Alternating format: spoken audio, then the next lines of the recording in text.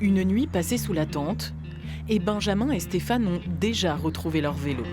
Ce matin, la route ne sera pas longue. Direction rue de Babylone et un autre Clos Masure. Mais avant cela, comme presque chaque matin, arrêt petit déjeuner.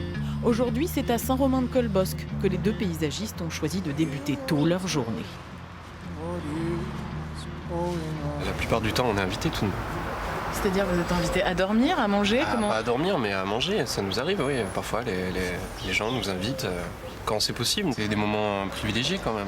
C'est un métier où on voyage et on rencontre des gens et on se fait inviter, on passe de bons moments. C'est plutôt un métier plutôt sympa comme le métier de paysagiste voyageur.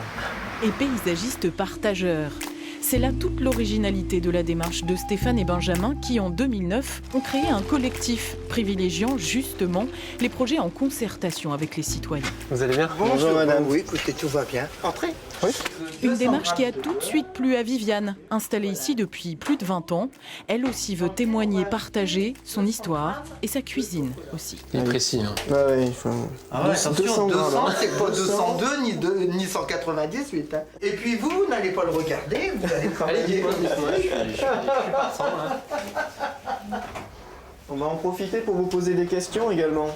Des questions parfois même très intimes, sur sa vie, sa famille, son arrivée ici après plusieurs années passées à l'étranger, et puis sa perception du lieu.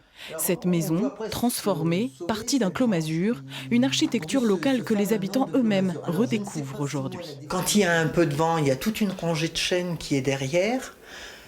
Vous fermez les yeux, vous êtes allongé sur votre lit, vous avez l'impression d'avoir le bruit de la mer à travers les feuilles des chênes. C'est quelque chose de super. Et moi, je trouve que j'ai énormément de chance de vivre dans un endroit pareil. Finalement, vous continuez à voyager ici? Ah, complètement. Puis j'ai pas de mal à m'évader, hein, je vais vous dire que... Non. C'est toujours... C'est pas la première fois que vous faites des choses avec les gens que vous rencontrez? Ben non, c'est le principe. L'idée étant de profiter de faire des choses ensemble pour discuter et pouvoir échanger tout en faisant. Vous saviez faire un fondant au chocolat avant? Ben bien sûr. Bien sûr. La convivialité pour libérer la parole et ainsi prendre conscience de l'importance de faire perdurer cet héritage unique. Il n'est jamais trop tard pour bien faire, de toute façon, je dirais. C'est peut-être dommage qu'on ne l'ait pas fait avant. Il y avait probablement des préoccupations plus urgentes autrefois, ou je ne sais pas. En tous les cas, je trouve que c'est bien de s'en occuper.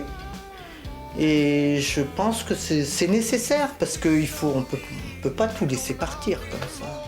Un fondant au chocolat et quelques bises plus tard, Benjamin et Stéphane reprendront la route. Direction cette fois, le domaine des Rames.